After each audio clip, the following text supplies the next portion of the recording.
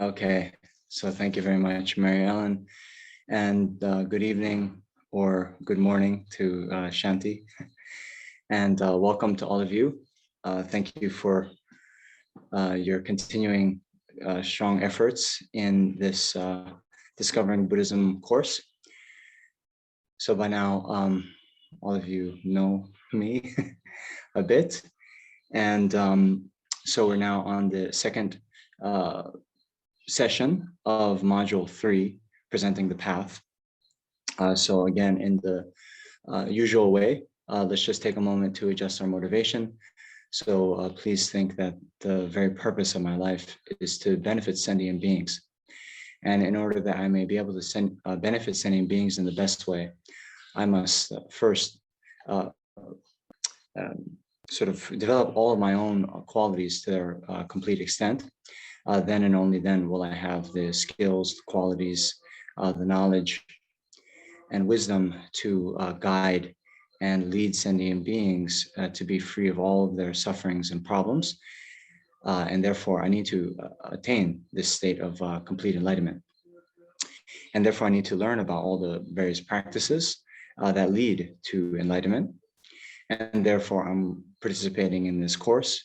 And in particular, I'm going to participate in this session. So we can think that all of the positive energy that we are creating in our time here today, we're now directing that towards the quick enlightenment of all the sentient beings, vastest of space. Okay. So now we did some prayers at the beginning of the last session. And today we're going to do just a more brief, actually the most brief you can probably do, which is, taking refuge and generating bodhicitta. So this taking refuge, then we recall, the good qualities of the Buddha, Dharma, and the Sangha, or the Supreme Assembly. And, we are trying to develop those qualities within ourselves. And that's why we take refuge, means sort of commit ourselves to practicing in the way that the Buddha taught the Dharma, and also, following the assembly of other practitioners, and, turn to them for guidance. And then this next two lines, then we're dedicating, especially motivating that the merits that we create today by listening to the Dharma, may that go so that we can become Buddhas, so we can be of utmost benefit to transmigratory beings. So with that, why don't we do in English and Tibetan? So we'll do the English first, so you know what we're saying. I take refuge in until I'm enlightened in the Buddha, Dharma, and the Supreme Assembly. By my merits of listening to the Dharma, may I become a Buddha. To benefit transmigratory beings, I take refuge until I'm enlightened in the Buddha, Dharma, and Supreme Assembly. By my merits of listening to the Dharma, may I become a Buddha to benefit transmigratory beings. Then in Tibetan, here. Sangye chedan sogi chonam la janju badu dani kyabsu chi dagi chenyengi besunam ki jola penche sangye juba sho.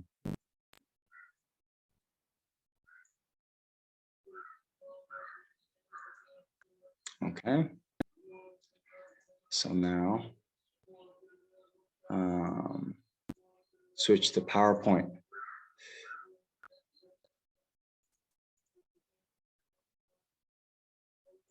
Sorry about this. I'm trying to be more, oops, no. From current slide. No, sorry. I'm trying to be more tech savvy, but this doesn't happen.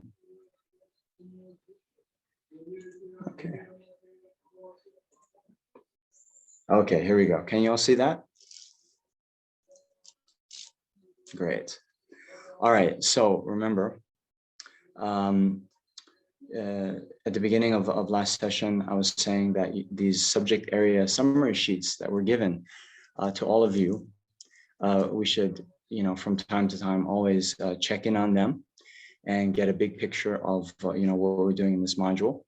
So these are the topics that we're supposed to cover here in module 3. So we have the life story of the Buddha, a short history of Buddhism, the correct way to listen to the teachings, and then the stages of the path to enlightenment, which have these, 3 scopes or 3 sort of levels of practitioner: the lower scope, middle scope, and higher scope.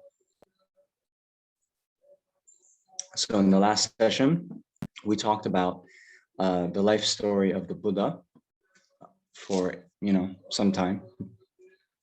And then in this past week's reading assignment that I gave all of you, we had this article by Lama Yeshe. Actually, it was an excerpt of a lecture that he gave at the University of Santa Cruz. And so I asked you all to read that. Did all of you do that? Honesty is the best policy. So in the way I have my screen set up now, I only see 3 people besides myself. So hold on, let me open that up so I can just see your lovely faces. So did you all do the reading? Okay. Some of you won't make good poker players. But anyway, as Shantideva says, for the people who are, interested in enlightenment, then, we have to put in effort to our practice. But if we're just looking for, the happiness of this life, we should resort to gambling. So since we're not interested in the happiness of this life, then it's actually good that some of you wouldn't be good poker players. You'd have a short career. Okay, I'm joking. Anyway, so in today's class, what I thought we could do, since we still have to cover a short history of Buddhism, then within that article by Lama Yeshe, he talks about a very important topic that comes up again and again, and that is about these 3 turnings of the wheel of Dharma. So we left the Buddha in his life story, and we said, he was enlightened. He manifested the aspect of attaining enlightenment in Bodh Gaya, and then he was silent for 7 weeks, basically saying that what he has discovered is so profound. If he taught it to others, no one would understand. So he says, I'll just remain silent in the forest. Then after 7 weeks, he goes to Varanasi, and he meets the 5 other sort of practitioners that he had been practicing with. And remember, they ostracized him a bit because he had taken the kheer. He had eaten some food, this kind of milk and rice sweet. And but then when he approached them more closely, they saw the radiance in his complexion. And then finally, they did listen to his teaching. And that teaching was what we call the first turning of the wheel. And in that, he taught the 4 Noble Truths.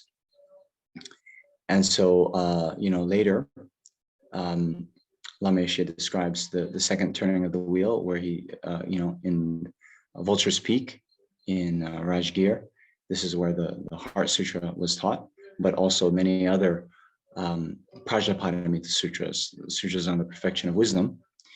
And that is the second turning of the wheel of Dharma. And then lastly, the third turning of the wheel of Dharma, which is later taught in Vaishali, and then sought to clarify some apparent contradictions between the first and second turning of the wheel of Dharma. Okay, so that is, yeah, basically the level that Lamesha went into it, but I wanted to delve into that longer because it is a very important point. So then these, okay, these different teachings that he taught, okay, the Buddha taught, then this question comes up, well, why teach these different levels of philosophical tenet? And here we have a couple quotations from Aryadeva talking about the reason why these different tenet systems arose within Buddhism. And so this is what we were saying, you know, when the Buddha then went and taught, if you look at the sutras, then you'll see generally there'll be someone who asks the Buddha a question, and then the Buddha will answer that question. But then, you know, since the Buddha has these skillful means and knowledge that sees precisely the person who's asking, their sort of level of mind, you know, their interests, their disposition, their karma, he would then give an answer that was sort of tailor-made specifically to be most beneficial for the person who is asking, okay? And so similarly, because, you know, beings have different intelligence levels, different pre-existing philosophical belief systems and so forth, then when one tailor makes the message according to the person asking, then these different sort of answers can come, and these different levels of you know, philosophical sophistication and tenet system also arise. So here, Aryadeva says, just as barbarians cannot be led by speaking another language, one cannot lead ordinary beings without using ordinary means. So we see in the kind of initial teachings that you know, most of what the Buddha taught were sort of in accordance with the prevailing sort of tenet systems and beliefs at the time. He didn't want to you know, shock people so much by going into what we'll later see and identify as the most sort of subtle and profound philosophical tenet systems of the you know, Prasangika Madhyamika, which basically hold that, you know, no phenomena have even an atom of inherent existence or true existence.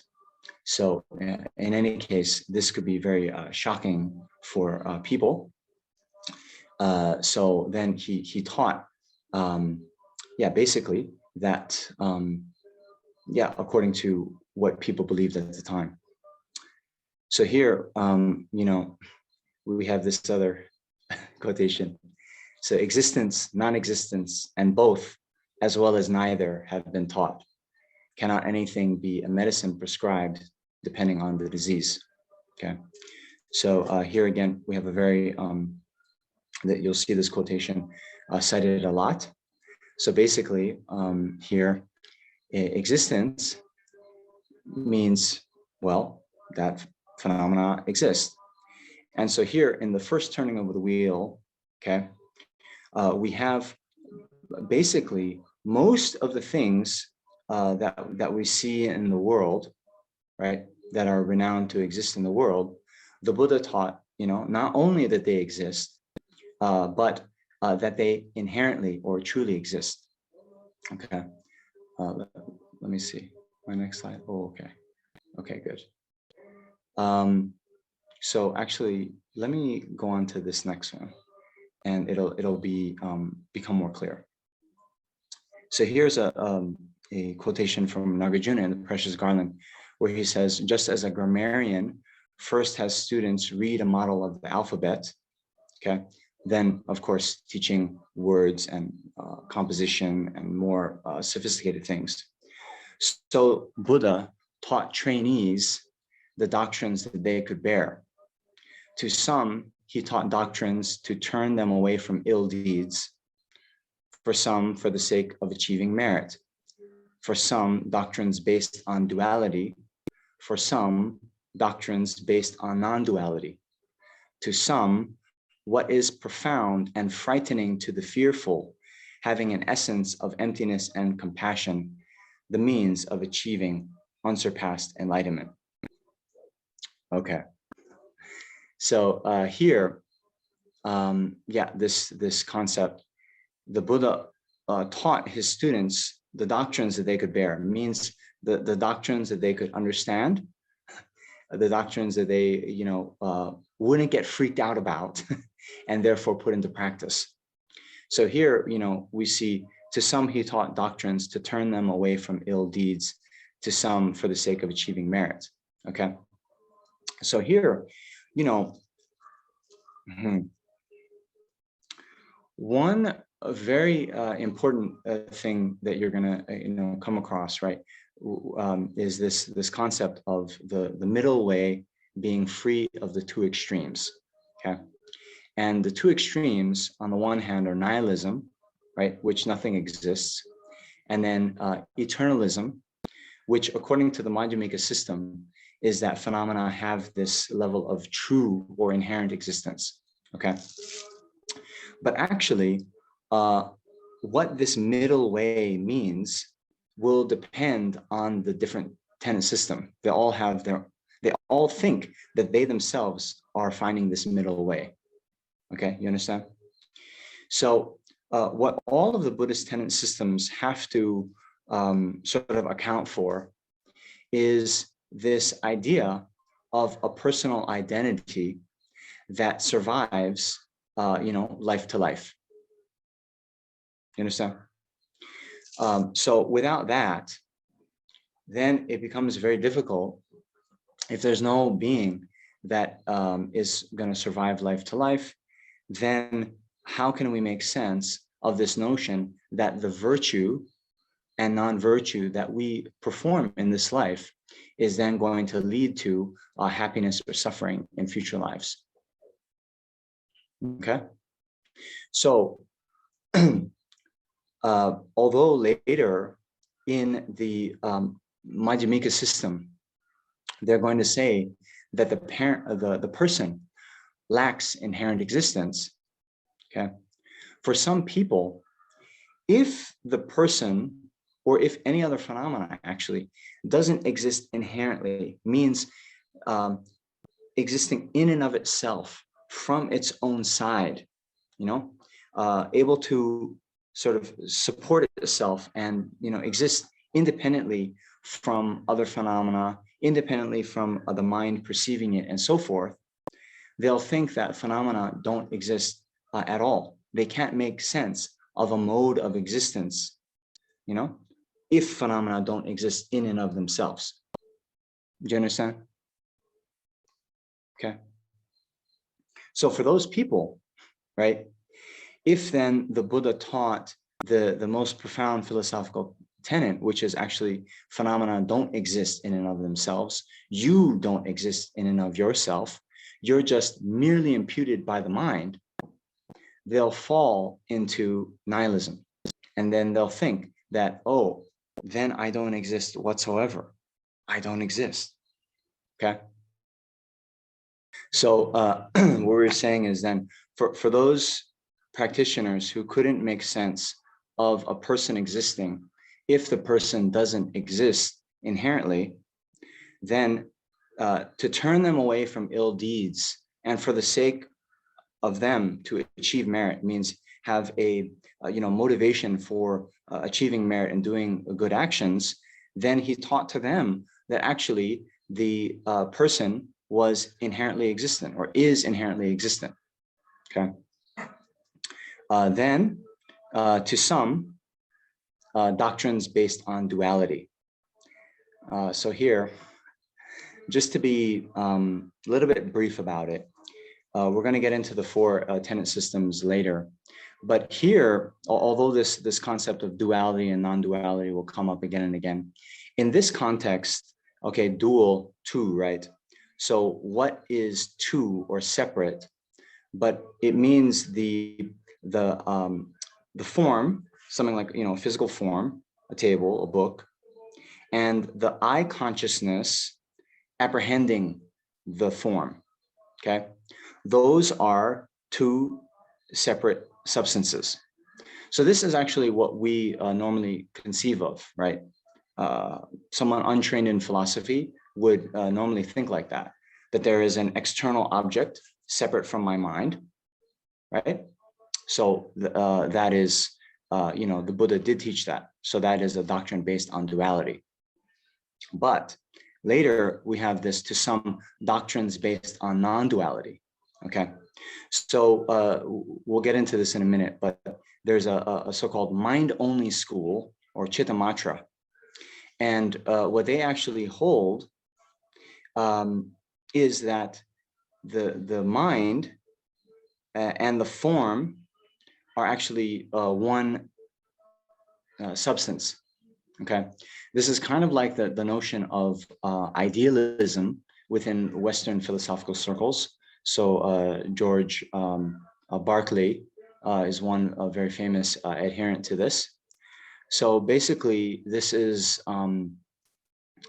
it is a doubt that can come up where, without getting into it too much, so the mind-only school, they have this observation that, for example, like a dream, okay? In a dream, we see an elephant and a house, all these different things, but those appearances to the mind don't actually depend on an external elephant or house. What we see in the dream is of the same nature, the same sort of substance of the mind. So they actually hold that all phenomena is like that. And so even in our so-called waking life, there's no substance out there separate from the mind, but everything rather is just a ripening of a one sort of imprint that then becomes the cause of the form and the mind apprehending the form. Okay, so that's non-duality.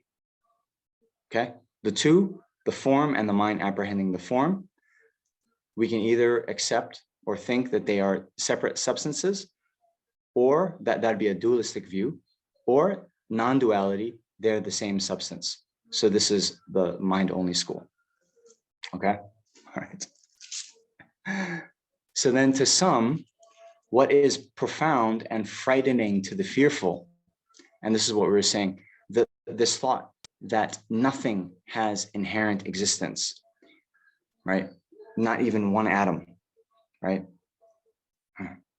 So to some, that'd be, frightening to think of.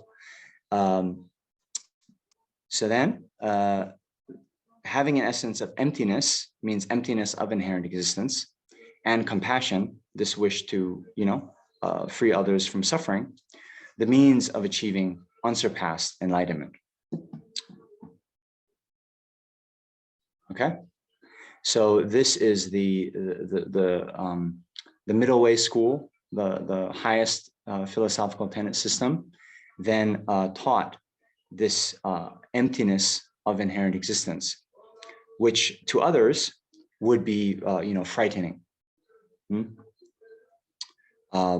So that means only some very select students then got taught this sort of highest philosophical and most profound tenet system.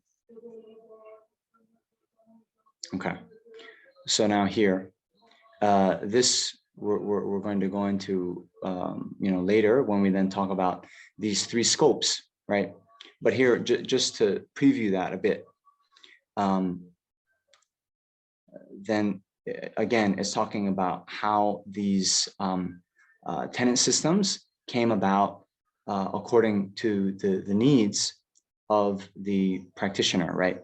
So initially, there are teachings on high status, means teachings to gain a good rebirth in our next life. Yeah. So those teachings, then they need to be rooted in a way that then makes sense of some kind of personal identity surviving death and taking rebirth. Okay. Then come the teachings on certain goodness. So certain goodness, again, is the attainment of either liberation from samsara or complete enlightenment, the fully enlightened state of a Buddha. Okay. So why teach in that way? For having obtained high status, you gradually reach certain goodness. Okay. So this means, right? Sorry to burst your bubble, but it's very unlikely that any of us are going to achieve a state of liberation or enlightenment in this life, right? And so it's going to take a succession of lives.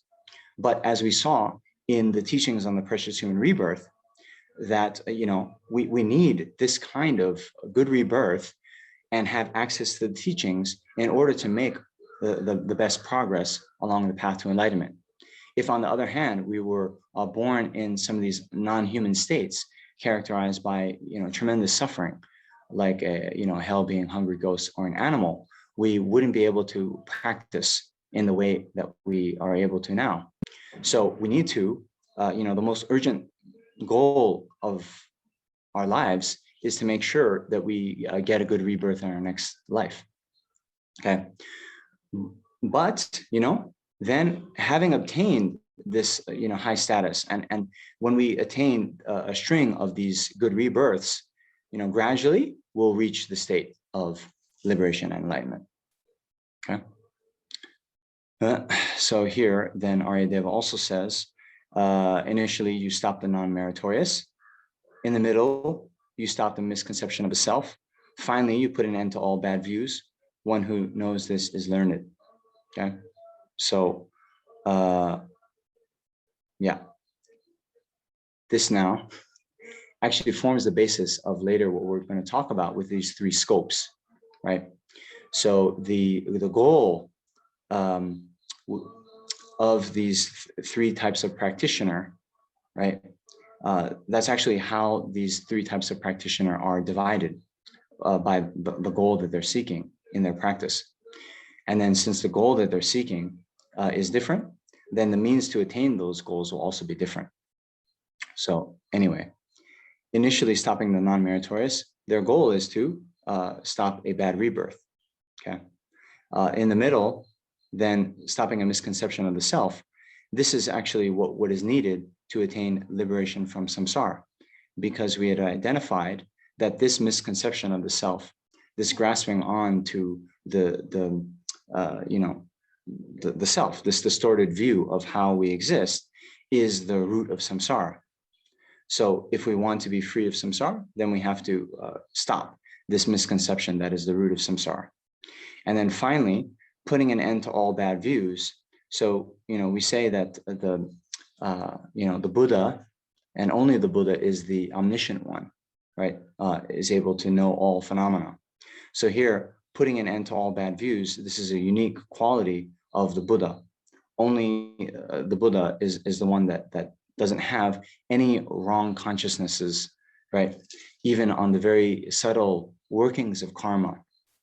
We saw many times in sutra that there is this sort of strange, inexplicable event that comes up, and then the Buddha is asked to explain the sort of karmic underpinnings, the karmic causes for this. And so, some of even the great learned arhats like Shariputra, Moggallana, and so forth, although they were liberated from samsara, they didn't put an end to all the wrong views. It means they weren't enlightened. And so therefore, many times they couldn't see these subtle workings of karma. There's the very famous story of that old man, who it's in Lamrim. So although we're running out of time, I'll mention this story now.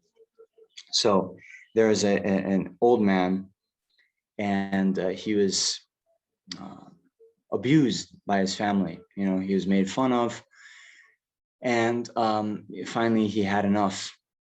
And so he says, okay, I'm not gonna, live with my family anymore. I'm going to join the Sangha. I'm going to join the monastery.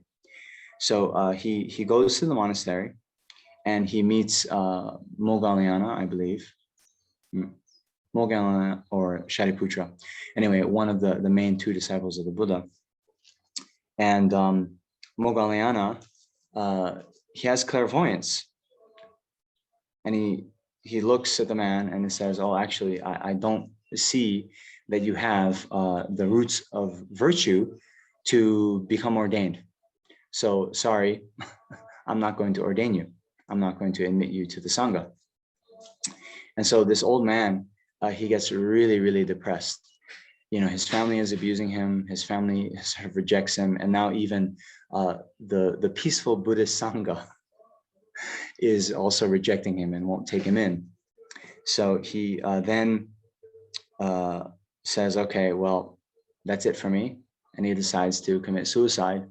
So he goes, to the river and he says, okay, I'm going to put an end to my life now.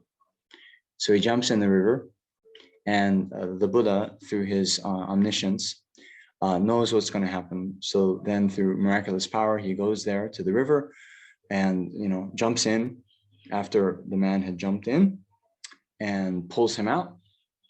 And then the old man is shocked. And then the Buddha explains that, okay, yes, Moggallana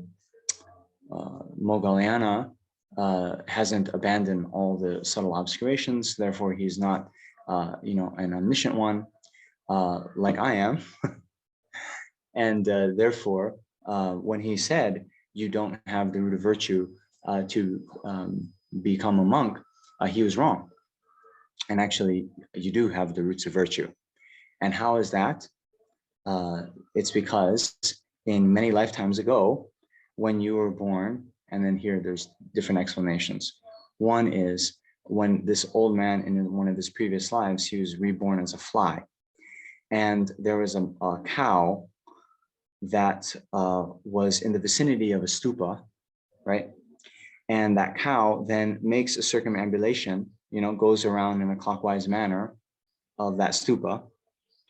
And then as the cow is making circumambulation of the stupa, is then, how do we say, dropping cow patties, okay? And then these cow patties then also form a, clockwise circumambulation of that stupa. And then as the fly goes from cow patty to cow patty, he then performs a circumambulation, okay? So by that root of virtue, then that man is able to get ordained.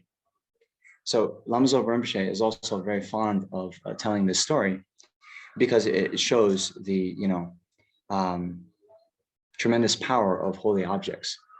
So here, normally we say that the virtue or non-virtue of an action is determined by the motivation with which we undertake it. But in this case, we have an example that that fly actually was motivated by attachment and, had desire for the cow patty.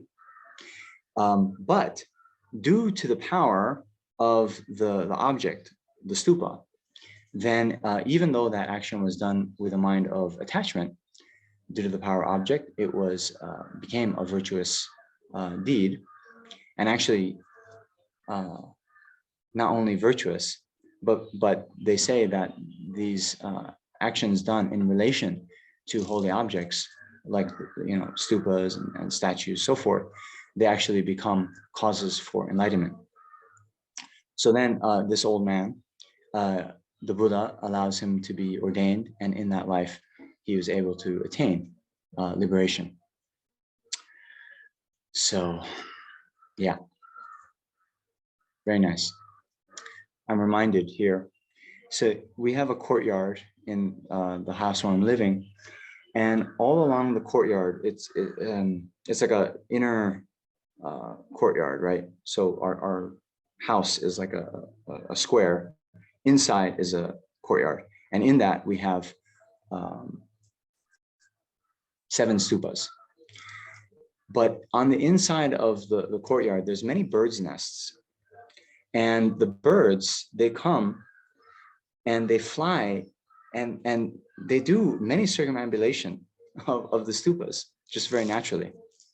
And so when I see that, I'm always very happy because I'm thinking about how these birds are, going to get a good rebirth in the next life and eventually get liberation and enlightenment.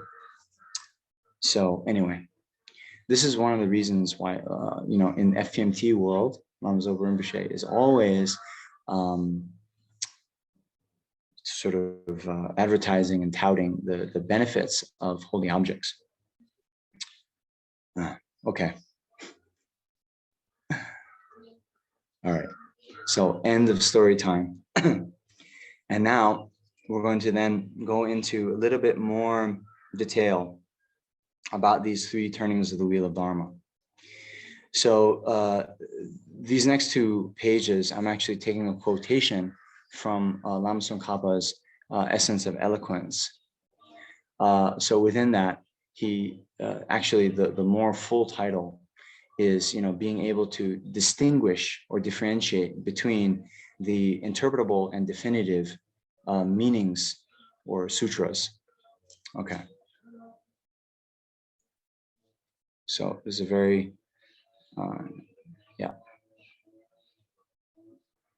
So here, the 3 stages of doctrine mentioned in the Sutra Unraveling the Thought.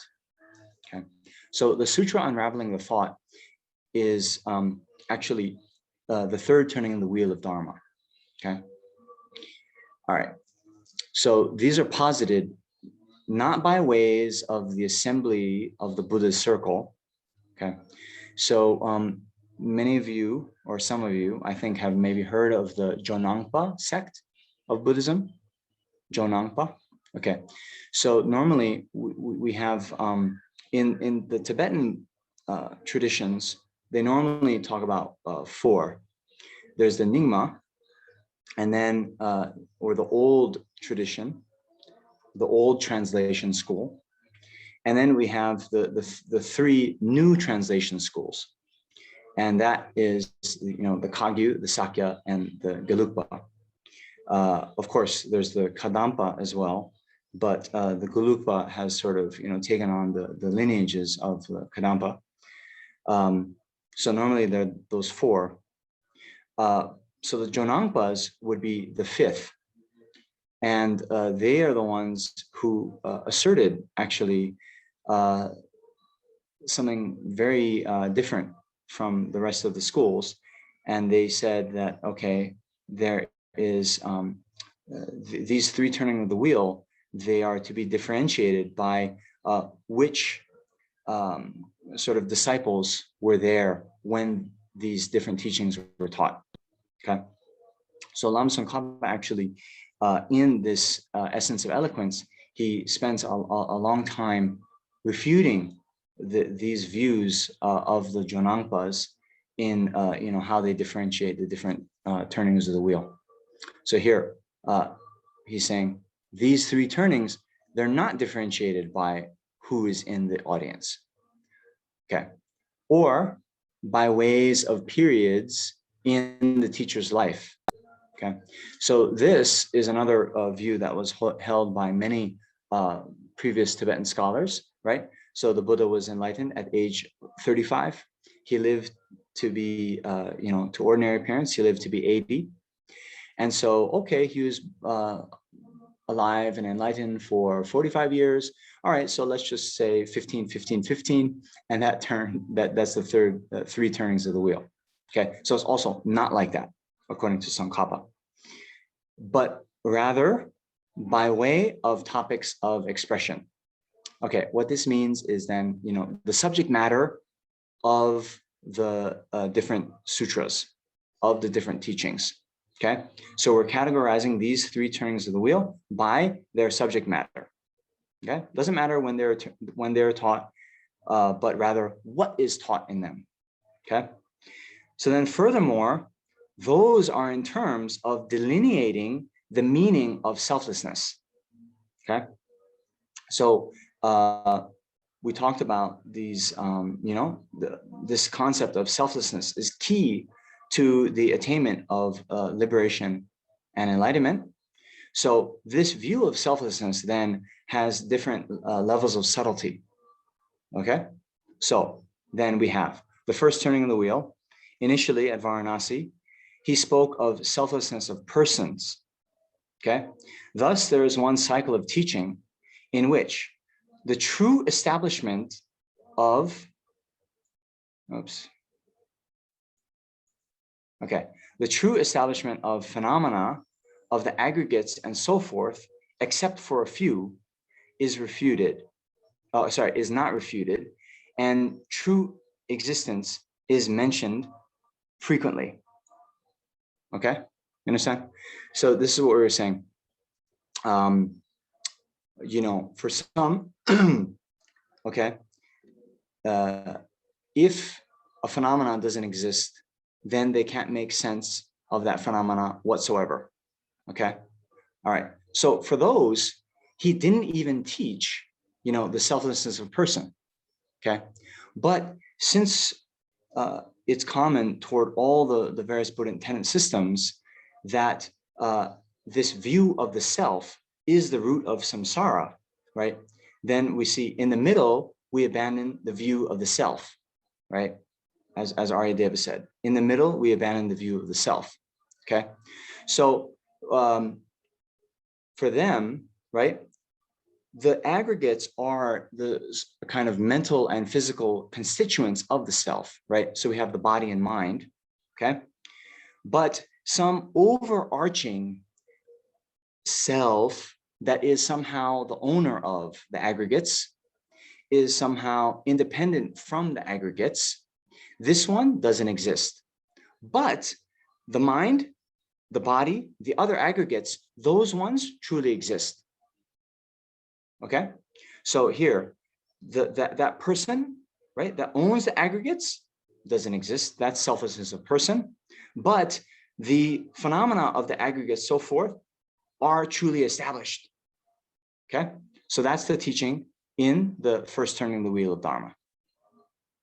Okay, all right. Then there is one cycle in which, without making distinctions, right, true establishment is refuted with respect to all of the phenomena of the aggregates and so forth. So this is the second turning the wheel of Dharma, right? And so you'll see, for example, in the Heart Sutra, in emptiness, there is no eye, no ear, no nose, no tongue, no body, no mind. And then, if you look in the longer Prajnaparamita Sutras, it keeps refuting, right, without distinction, the true establishment of all phenomena, right? So that's the second turning of the wheel. And then third turning of the wheel, there arose one cycle in which, with respect to those, he individually differentiated the mode of the first nature. Okay, so here, this is a big topic. In the mind-only school, they categorize all phenomena within these three natures. So the first nature is imputational nature. So without getting into it too much, these are permanent phenomena. Okay, so maybe some of you hear, oh, all phenomena, aren't they impermanent? So actually, no, that's not true. The phenomena that arise due to causes and conditions, those are impermanent. But other phenomena, like for example, uncompounded space, those are permanent.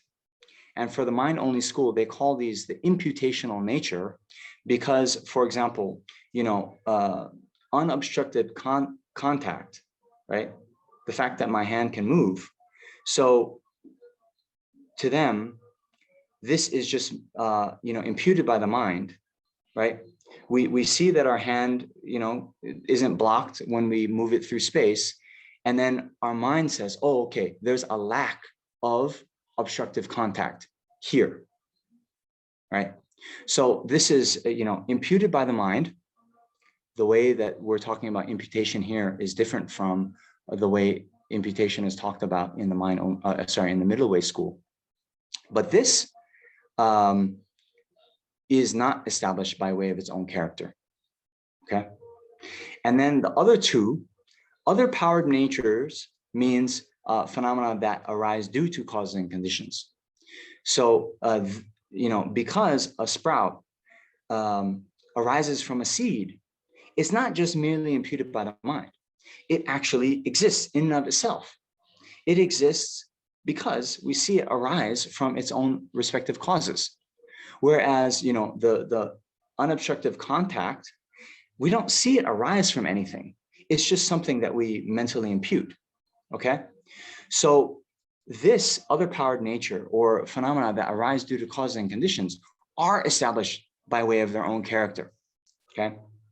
And then the thoroughly established nature, this is the, okay, we talked about the notion of doctrines based on non-duality, right?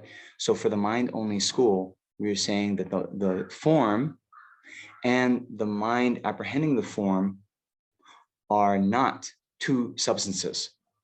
So actually, their emptiness of being means their lack of being different substances, okay, is their ultimate nature, okay?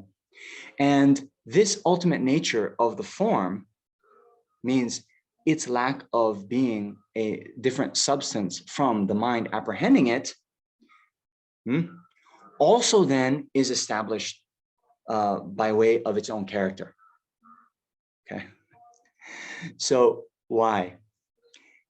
The form is established by way of its own character because of being arisen due to causes and conditions, not being a mere imputation of the mind. Now, its ultimate nature, okay, is also established with the form, right? Even in the Madhyamika school, the middle way school, later we see in Heart Sutra that form is emptiness, emptiness is form.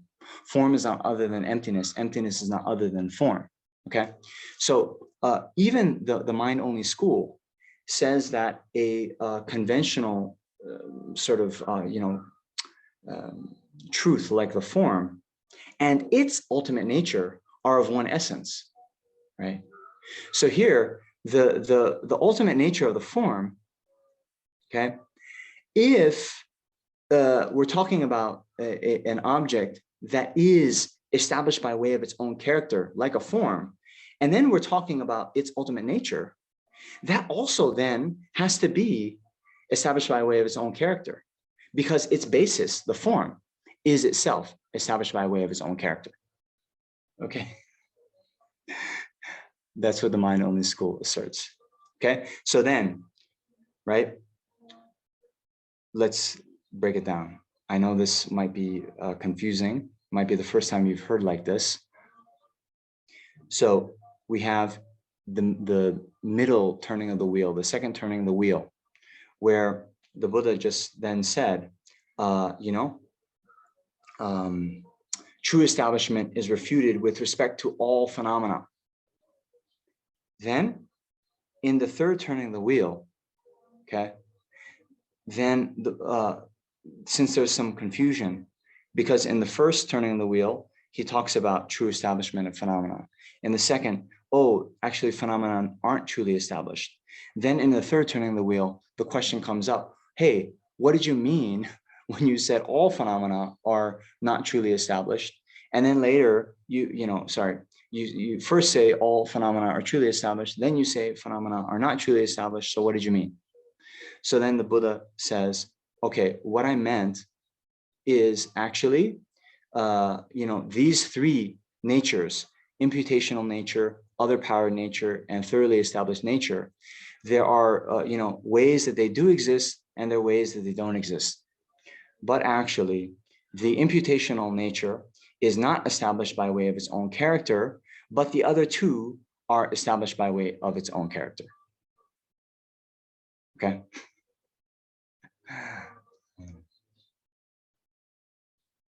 Okay, so hold on. Oh, wow, we have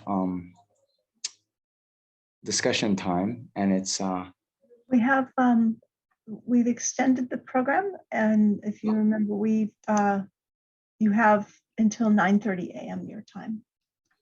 Right. Okay, okay, great. Oh, good. Okay, so we still have half an hour, and then we're gonna go into some discussion. But sorry, I had kind of turned off the seeing you. So I'm just gonna look at you again and see how much confusion I see in your faces. Okay. How much confusion is there now? Medium? Medium. Okay, no problem. Okay. So let's go back. Oops. All right.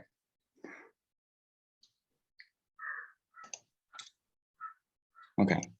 So now, then based on these three turnings of the wheel, we have now these ways of classifying the different Buddhist traditions.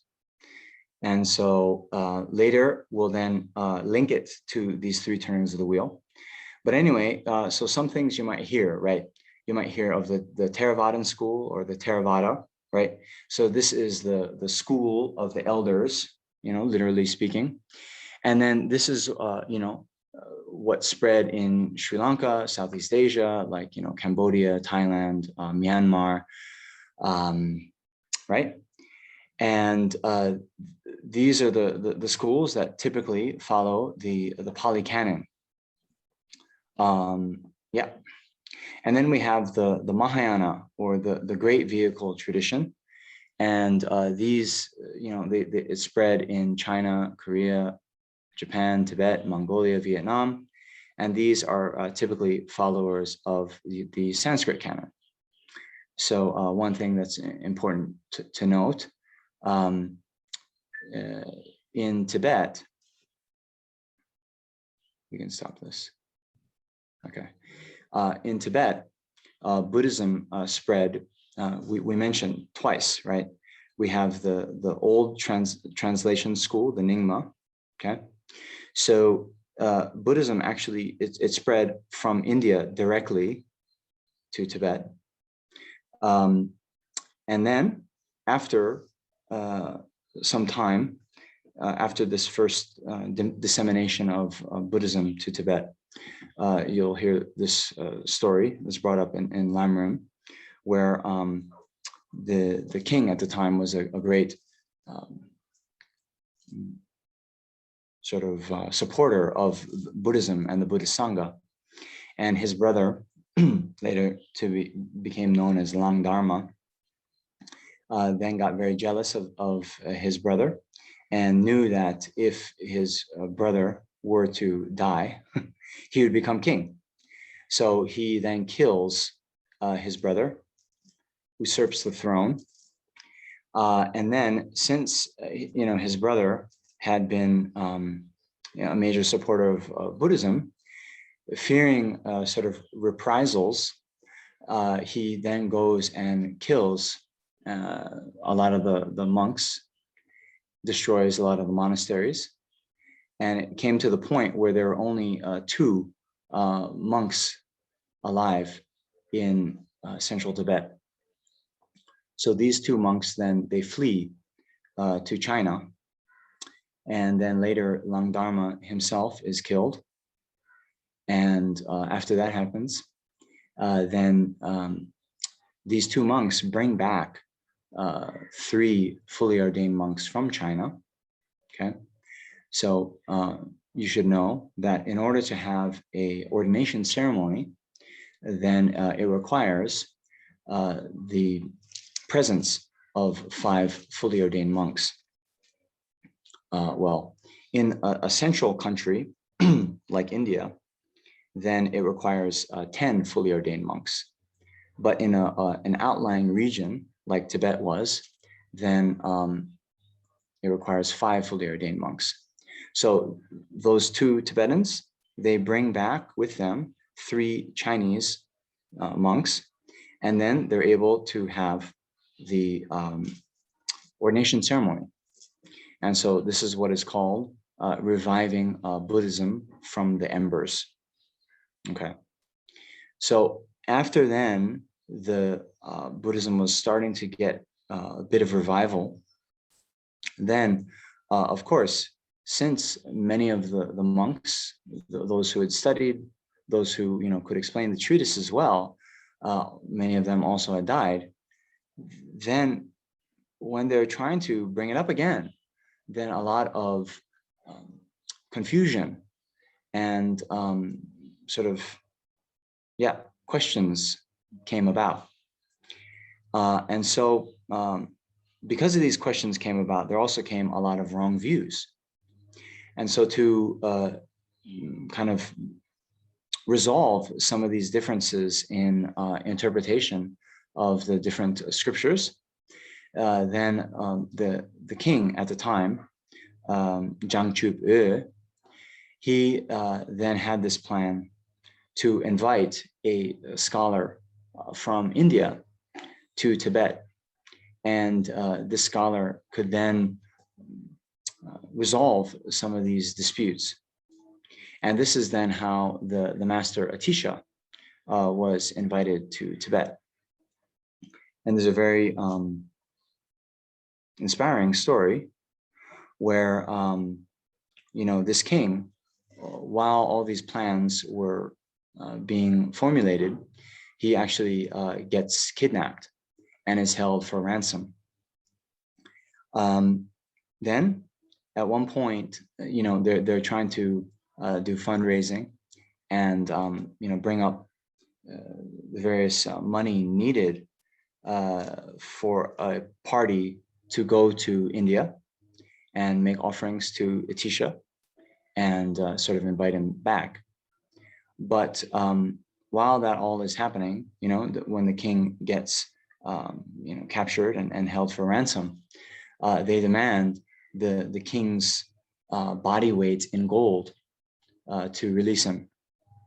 And so at one point they do sort of gather up a lot of gold, but it is not quite enough. It is said that they get his body weight in gold minus how much a head weighs. So at that point, the king actually says, well, you know what, forget about me and don't waste the gold trying to free me, but instead take all this gold and go to India and invite Atisha to come back and explain to him the very dire straits that the Buddhist teachings are in now, and plead with him that he comes back to India with you. Don't take no for an answer, in other words. Yeah. So anyway, this is what happens. And the king is executed. He actually, before that, he makes a very inspiring statement saying that, for many lifetimes, he's given up his life for very trifling things. And you can imagine, getting into a duel over being slighted, right? Over one's reputation, going to war, fighting and dying, over a love interest, all these things. But he said, never have I had this opportunity to give my life for the Dharma. And so, now I want to do that. So he's killed. But his nephew, in following his advice, then of course goes to India and is able to meet with Atisha, and Atisha is then able to come to Tibet and is able then to resolve some of these questions that had come up. And in doing that, Atisha writes this seminal text, The Lamp to the Path for Enlightenment. And this text, The Lamp for the Path to Enlightenment, actually becomes the kind of root text for all the later Lamrim teachings that come. And so that's why when you see in the Lamrim Channel, right, when it talks about the greatness of the author, Tsongkhapa, he talks about the life story of Atisha. So even Tsongkhapa is, crediting Atisha as being the kind of source of these Lamrim teachings. And therefore, that king, Zhang Chubi, making that sacrifice of his own life so that Atisha could be invited back, then we should all think, that, the fact that we have encountered with the Buddhist teachings is because of the great sacrifice that he made. Sorry.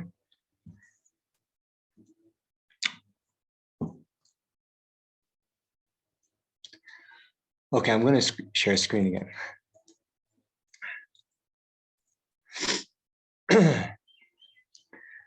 So although that presentation is there, that Atisha is the one who formulated the teachings in these three types of practitioner.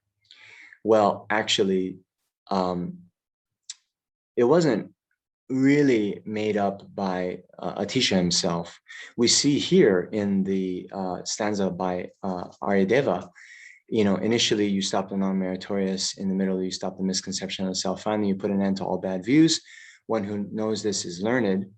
So this is a source in an Indian text that actually predates Atisha. And also you see in some of the works of Asanga, he talks about these three levels of practitioner. But we see it just kind of here in one stanza, but it is Atisha who is the one that really takes this further and kind of systematizes these various teachings in a more complete way. And so therefore it is normally he who is the one who is credited with being the founder of this tradition of Lamrim. Okay, so here, we have this little bit about how then Buddhism spread, and why I got into that story is just to mention how though the Mahayana teachings spread all across northern Asia, they spread directly from India to Tibet. And the Tibetans are very fond of mentioning that. Actually, at one point as well, some of the Chinese came to Tibet, and they were then, I don't have to share screen now. And you'll see this in the Lamrim, Hashang Mahayana, right? The great Chinese Hashang, So I see some of you nodding in recognition.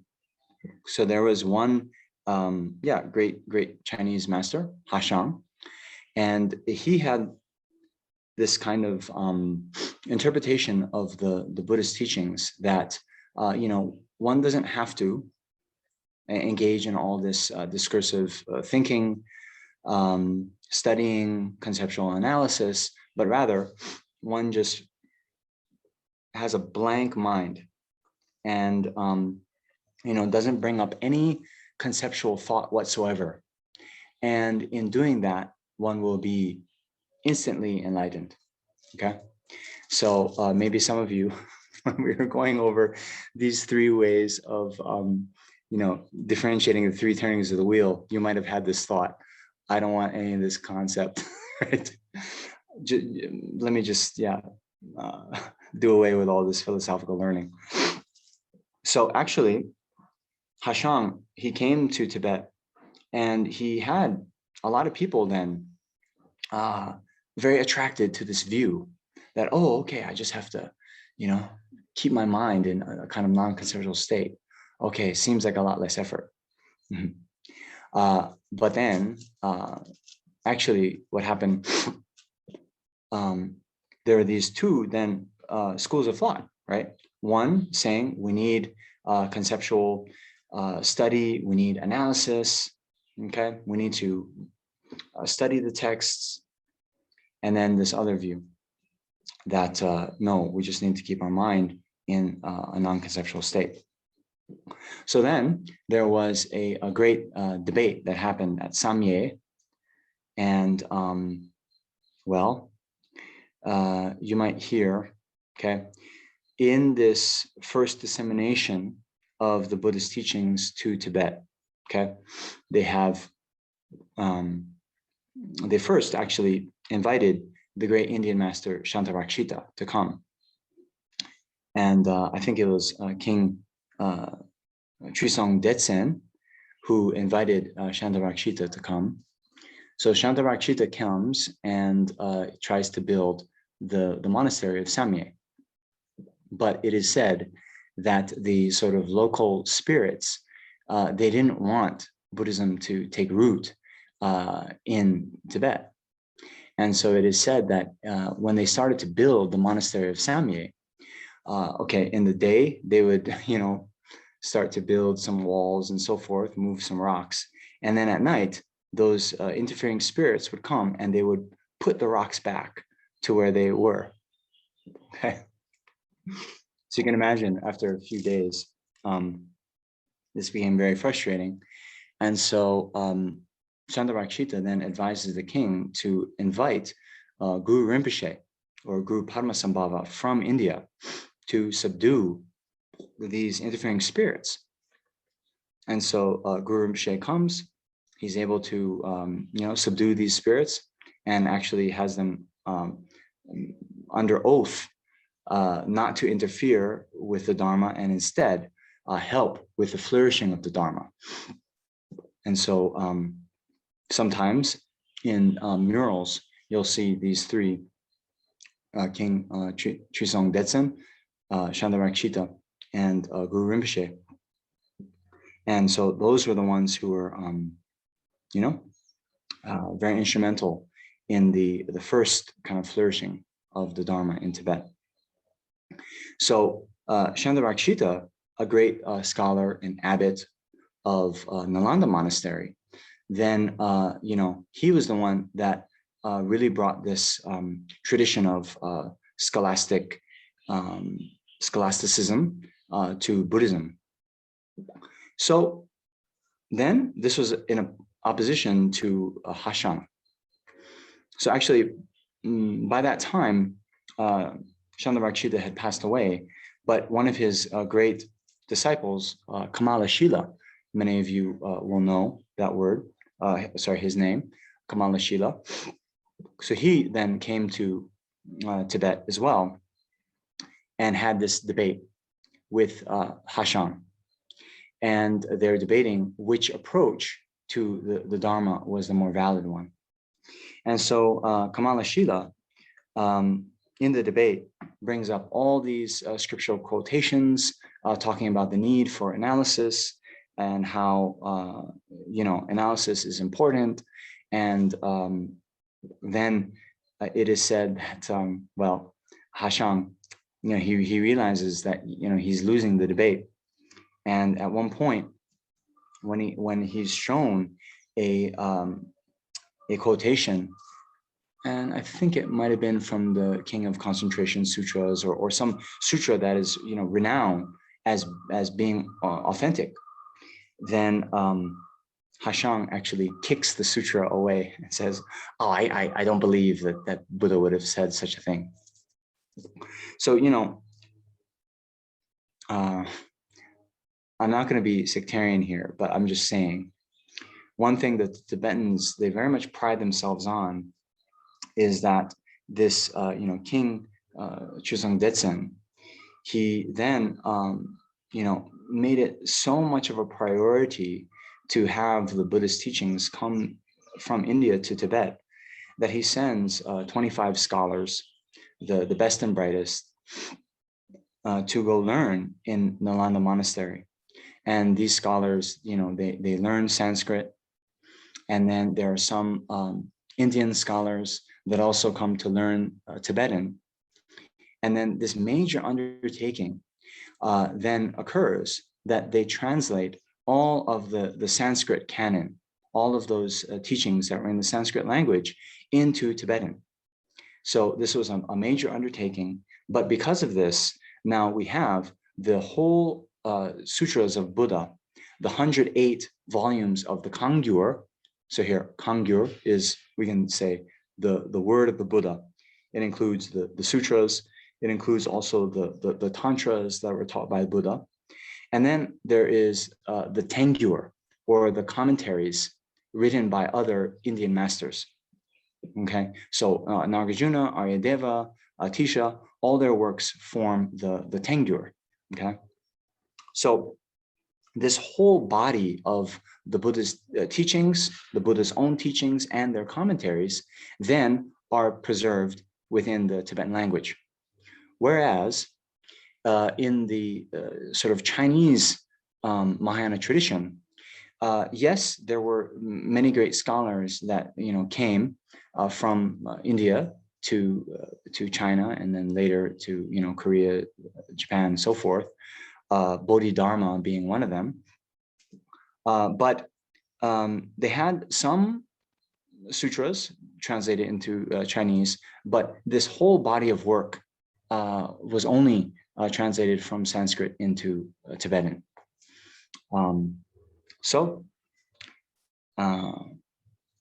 Yeah, because of that, then it is said that the great works on logic by Dharmakirti weren't translated into Chinese.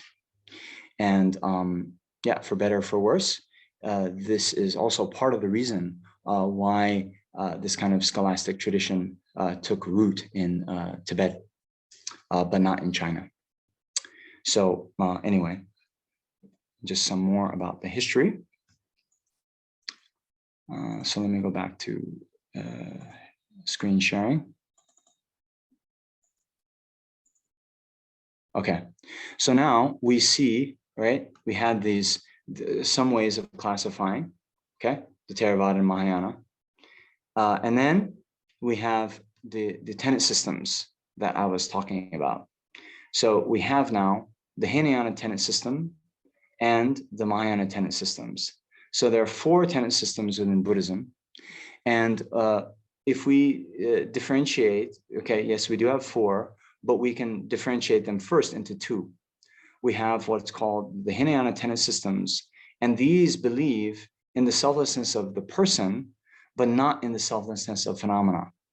Okay, so remember, we said in the first turning of the wheel, the selflessness of the person was, refuted, but those psychophysical aggregates, the body and mind of the person, right? This would be the phenomena, right?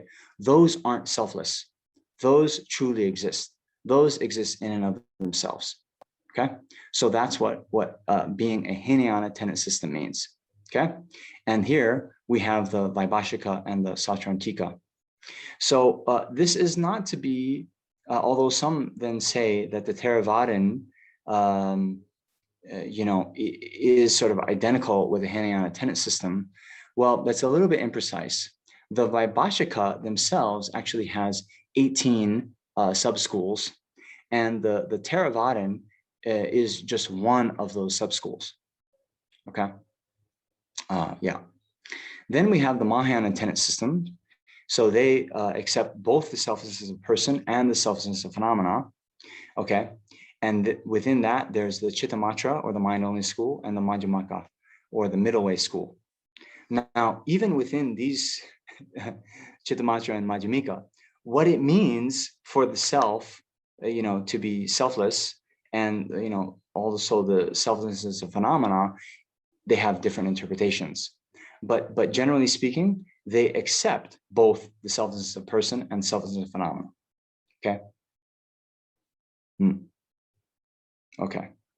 So then there are these ways of differentiating the Hinayana and Mahayana according to tenet system.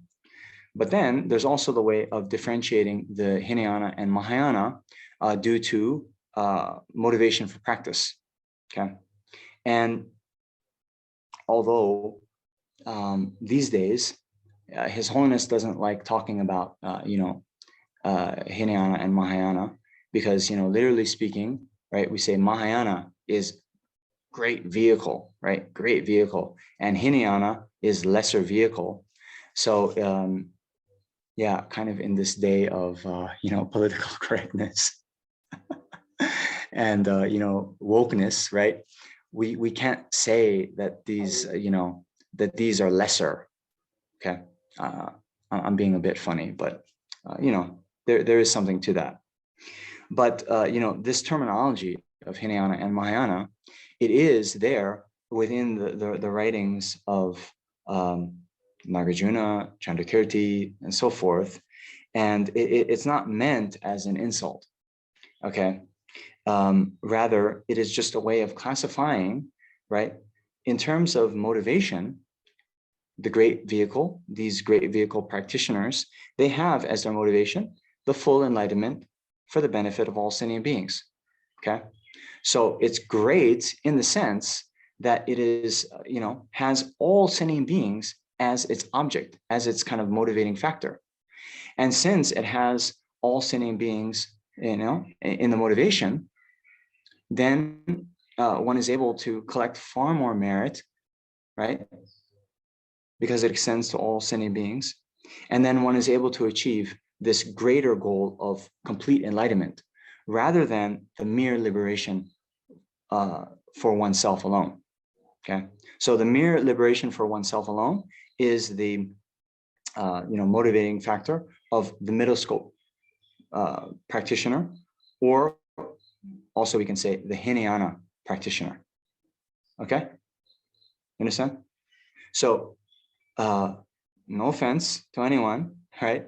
But then just so you know how these words are normally used, we can use Hinayana and Mahayana according to tenet system, right? Tenet system is whether they believe in just the selflessness of person, or the selflessness of person and the selflessness of phenomena, or motivation, whether one is interested in mere liberation for oneself alone, or the complete enlightenment for the benefit of all sentient beings.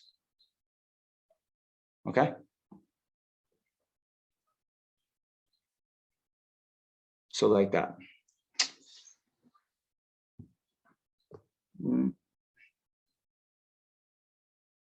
All right. So I did have just one other slide to maybe go through, and we can go through this now. Okay. Actually,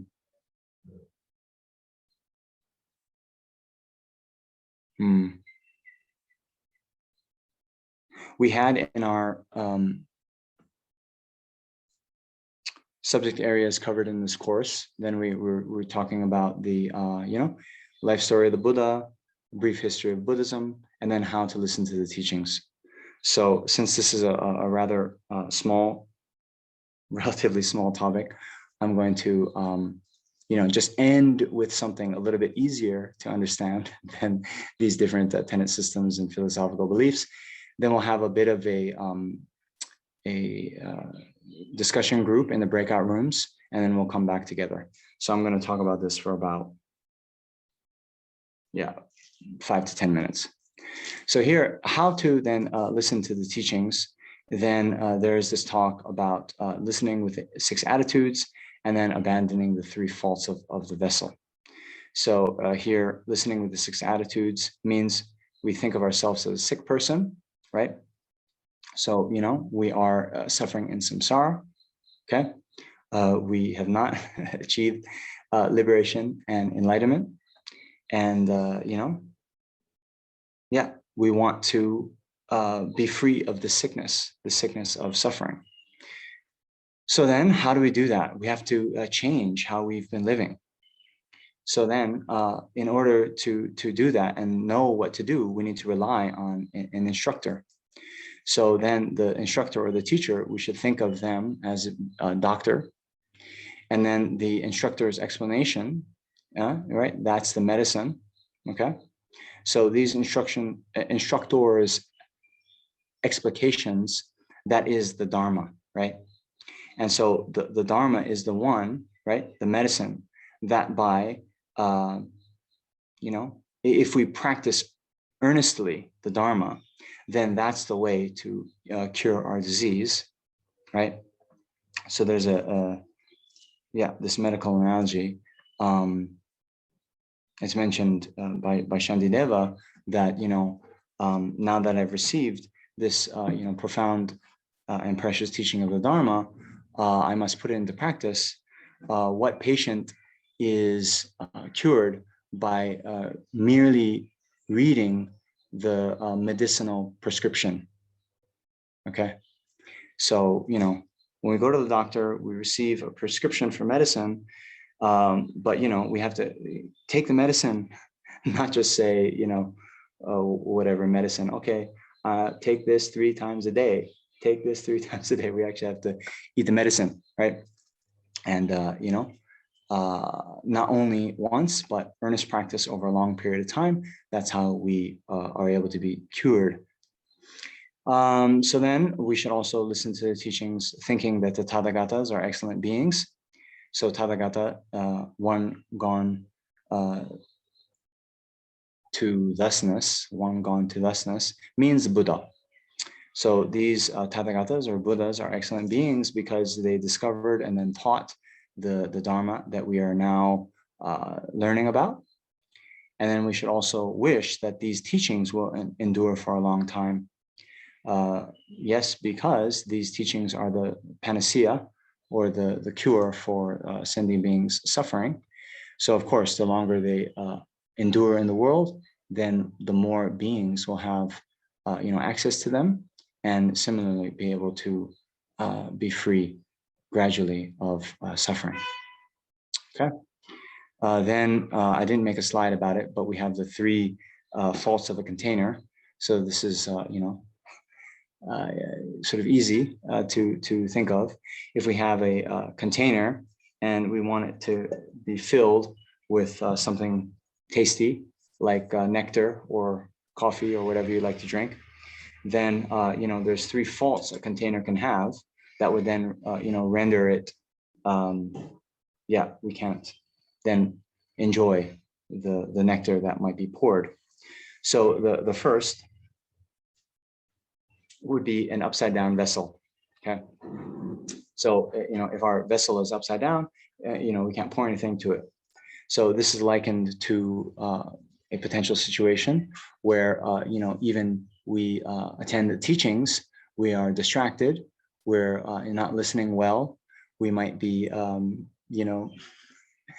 checking our phones, or just kind of doing it, listening to the teachings with one ear only. Then that would be like an upside down vessel. So when we attend the teachings, when we listen to the teachings, we should do so attentively, without distraction. Okay.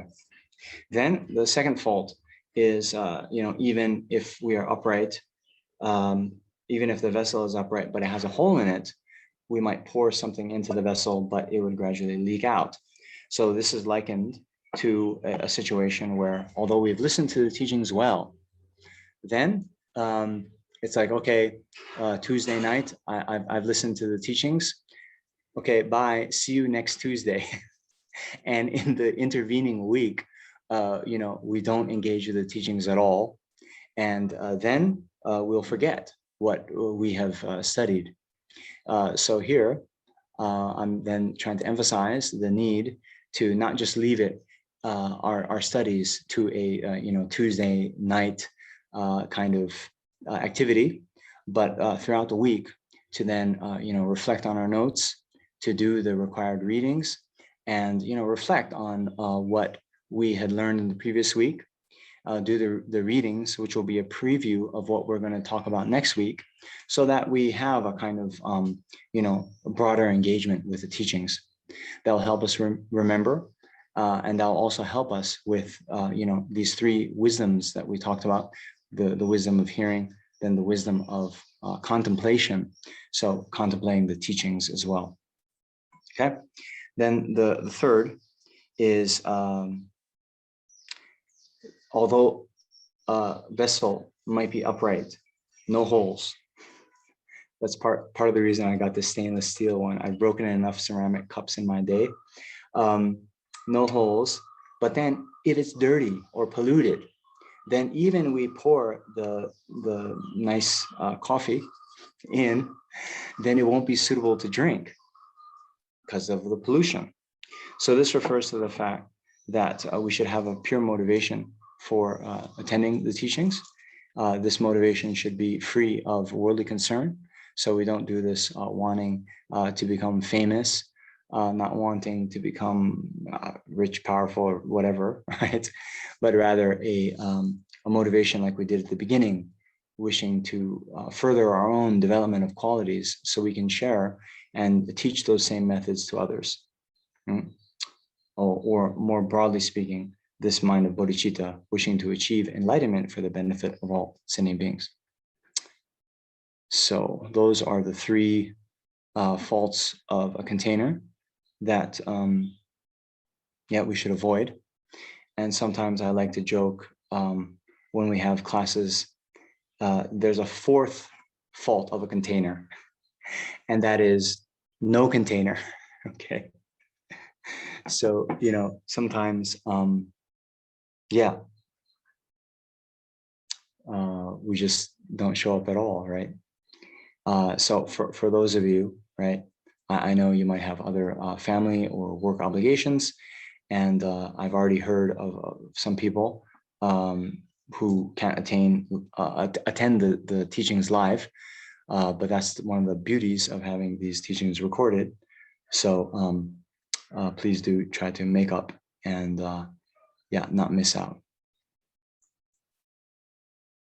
Okay. So now we can do some breakout rooms. And here, there's a few new concepts that came up. And so what I wanted you to do is that presentation of the three turnings of the wheel. Now, you're not going to have the benefit of the slide up, but based on what I said, can you just go over what those three turnings of the wheel are, right? And maybe some of you will have more experience. Maybe some of you will have heard those terminology before. So maybe try to clarify that. At the very least, I would hope all of you will at least understood this concept of, why these different teachings were given to different disciples, and this thought of, giving the teachings based on the self to some, and then gradually the teachings of no self to others. Okay.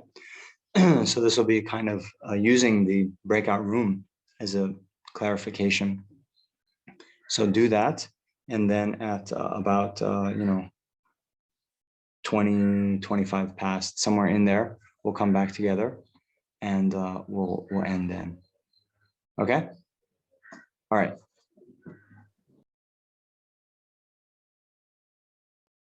All right.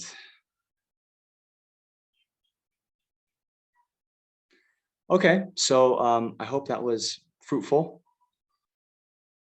My group at least was very good, and I tried to not talk very much.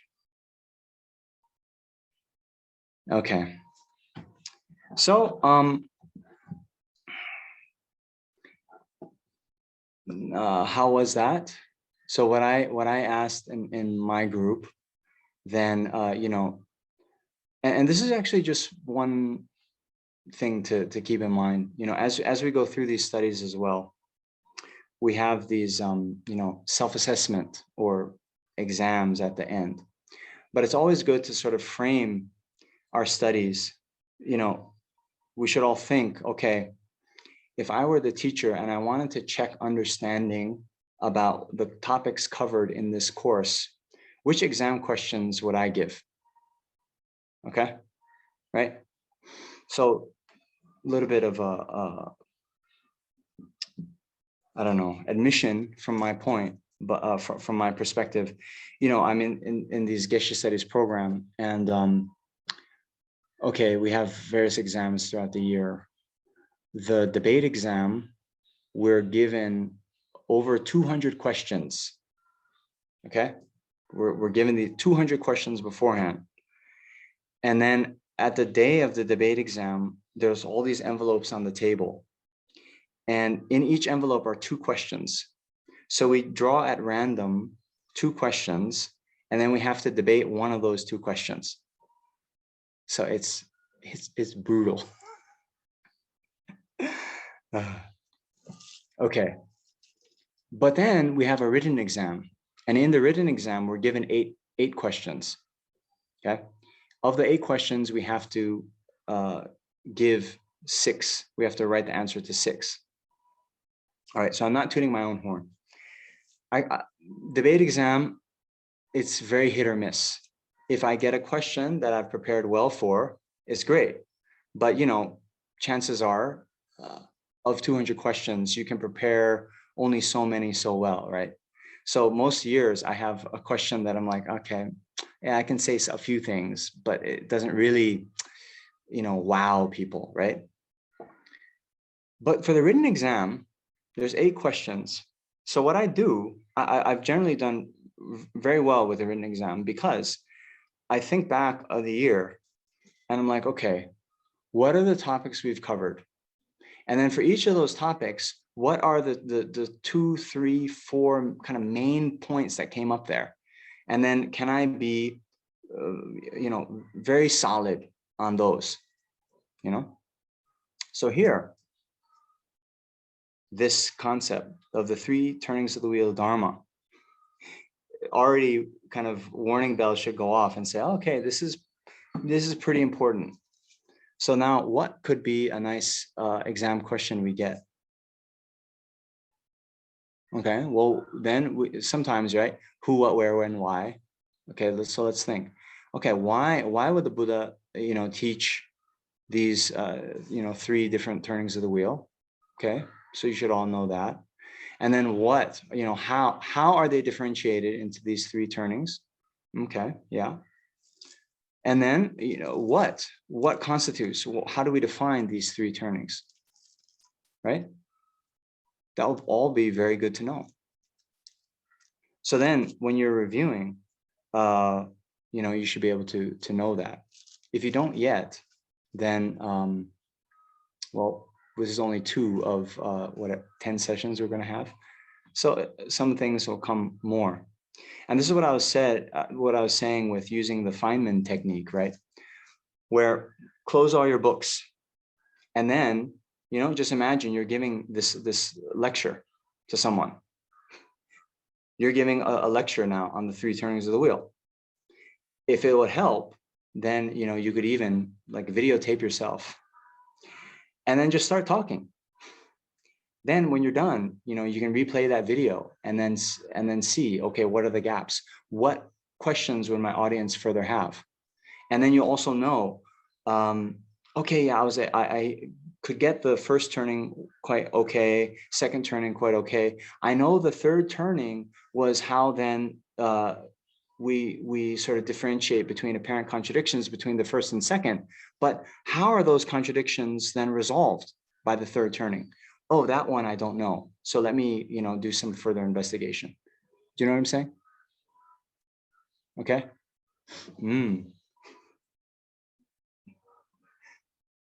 So like that. Anyway, now another thing that I'm just gonna bring up. So some of you know the late Lama Lundrup. He was the abbot of Kopan, right? Abbot of Kopan Monastery. So he's actually Tenzin Leksok's main teacher. He's one of my teachers as well. And when I first came to Sera, Leksok, he related that Lama Lundru gave Venerable Leksok this advice, that when you're going through these texts, make sure you know every word, okay? So now, in these readings that we have, and later when we get into the liberation of the palm of your hand, so forth, there might be, some words we don't know, okay? So also then, as you're reading, you can also, in your notebooks, have a little thing about terminology you don't understand. Then you can also have, larger questions that come up. And then when we come back to these forums, you can bring them up. And in that way, the knowledge is furthered. So I just noticed something little is in the italics at the beginning of Lama Yeshe's article, where it is talking about the Buddha showing the deed of enlightenment. Okay, so then there's no other explanation of that. So then I wonder, right? Because there is this presentation, what does it mean then, showing the deed of enlightenment versus becoming enlightened, right? So some of you would know that actually those Theravadan systems, the Pali system, Pali tradition, they believe that the Buddha was enlightened in Bodh Gaya under the Bodhi tree. But in Mahayana circles, we say that that was all a show. The Buddha was actually enlightened many, many, many, many eons ago, right? But he just manifested enlightenment, like showed the appearance of enlightenment in Bodh Gaya. So then, what's the difference between those two, right? What does that mean? Why do the Mahayana say he wasn't enlightened under the Bodhi tree, right? So these things that, when we're going through the reading, it's like, oh, the things that surprise us, the things that it's like, oh, what is this? What is he saying now? Then those also you kind of make a note of, and then we sort of then seek to resolve those contradictions. Okay. So anyway, I know that we're almost out of time, but I wanted to just then, give some more general thoughts about how we study more effectively. Okay, anyway. Do any of you have questions that we can address now? Okay, so we have Eve. Oh, okay, Mary first, yeah. What is the reading assignment for next week? Yes, very good. So what I want you to do is in Liberation in the Palm of Your Hand, okay? Actually, Liberation in the Palm of Your Hand, it is a kind of transcript of an oral teaching given. And so it took place over 20 some days. So I want you to read day one, which depending on the edition you have, I'm not sure how many pages it's probably about 25 pages. So read day one, and then read Nick Rebush's article as well. And yeah, I think that's good. I think that's good. We sent you, Essence of Tibetan Buddhism, sent you a few PDFs.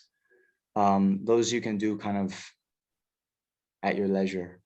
But especially I want you to start reading the Liberation of the Palm of Your Hand, day one, and then Nick's article.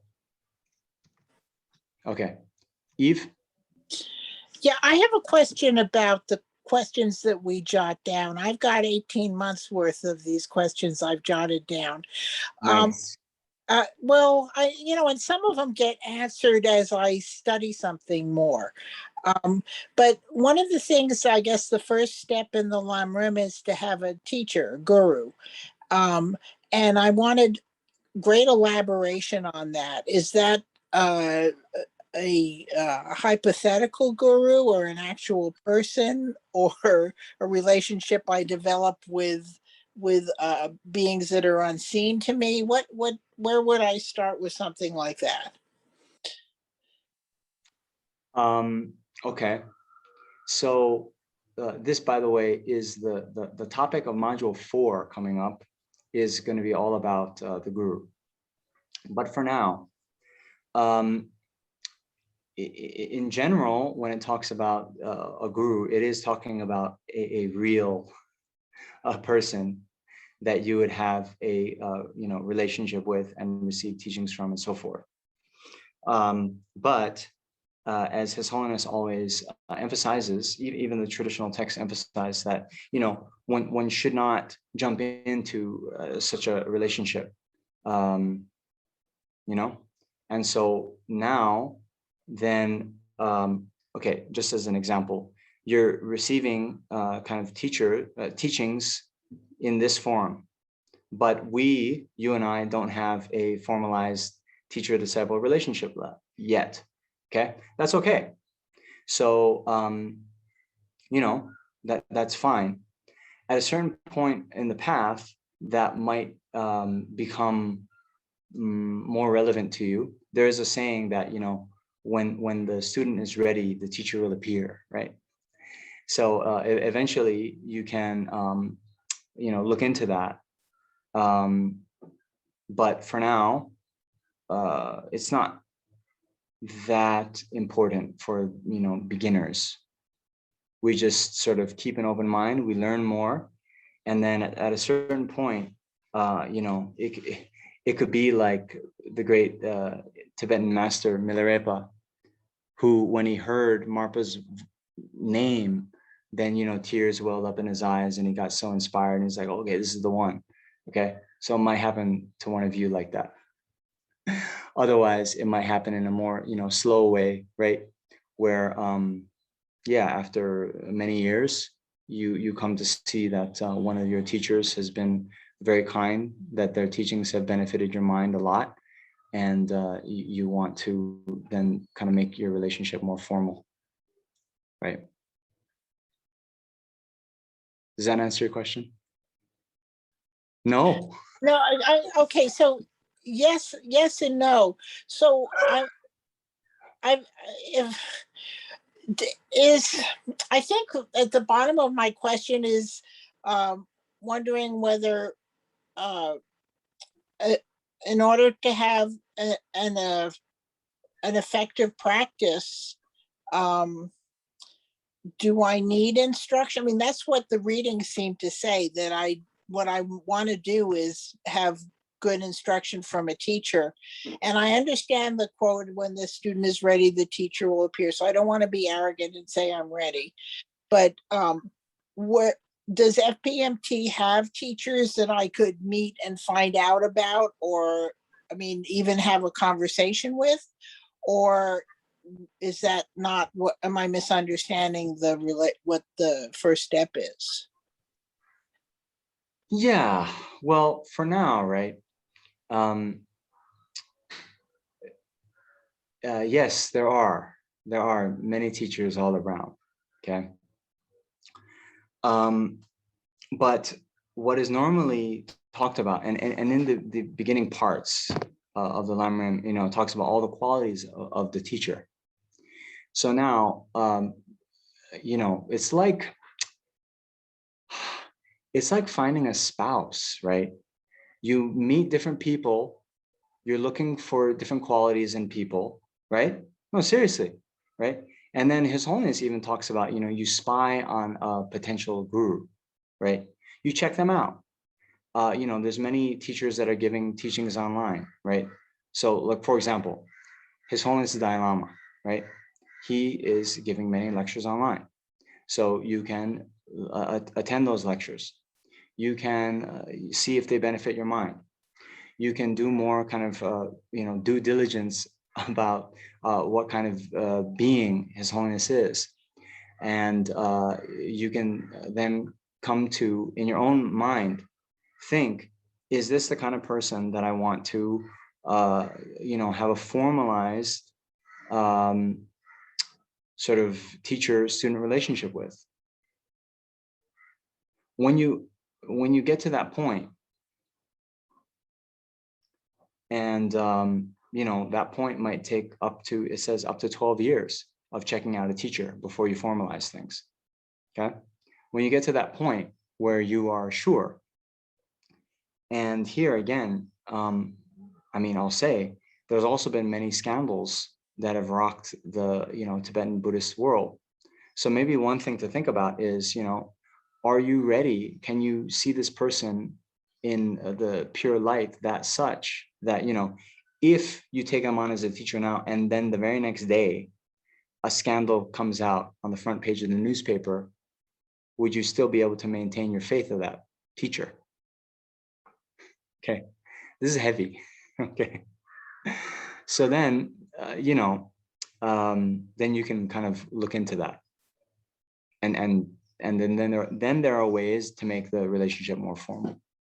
But all this actually is a huge topic.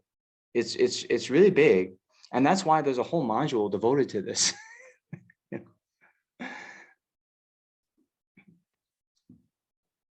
So, yeah. How's that? Of course, I can't in 3 minutes dispel all of your doubts, but hope that at least was somewhat helpful. Thank you. I'm still looking for an answer, but that was helpful. Thank you. So it's like this, you start your identification process right now, okay? And even these lectures you're attending online, you can think that all these are, potentially going to become your formal teachers. Okay, so the benchmark you use is, are there explanations benefiting my mind? Are there explanations, bringing some, furthering my development? Are they inducing understanding by the way they teach? Are the answers to their questions, they're making sense? Do they affect me in a positive way? That's the main thing, right? And So then if that's happening, then of course you'll want to do more, right? but how to do more? Does one need to, like, I know a lot of people like you did, you go to India or something. Can it be done sitting in California, or does this something Yes. that It can be done anywhere. And that's the beauty of technology now, right? You might, okay, I'm just saying as an example, His Holiness the Dalai Lama, right, very well may become your teacher. You may never meet him in person. You may never go to India, right? You may never shake his hand, but just through the power of technology, you could attend a lecture or something online with him. In your mind, you can think, okay, I'm ready. You're the one. I'm now going to take you on as my formal teacher, and you can do that over Zoom.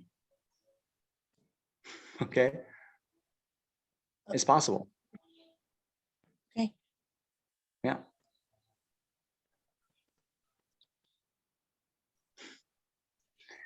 Okay. So maybe we leave it at that.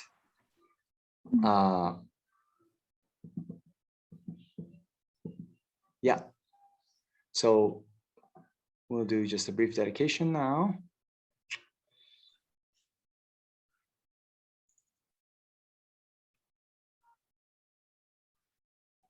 So now dedicating the merits of listening to the teachings here. May whatever virtue I've collected benefit the teachings and all transmigratory beings, and may it especially cause the essence of perfect, pure Losang Drakpa's teachings to shine forever. Okay, thank you very much. We'll see you next week. Thank you very much, Namjang. Thank you so much. Thank you. Thank Okay. you. Good Thank night. you. Good night. Thank you. Thank you.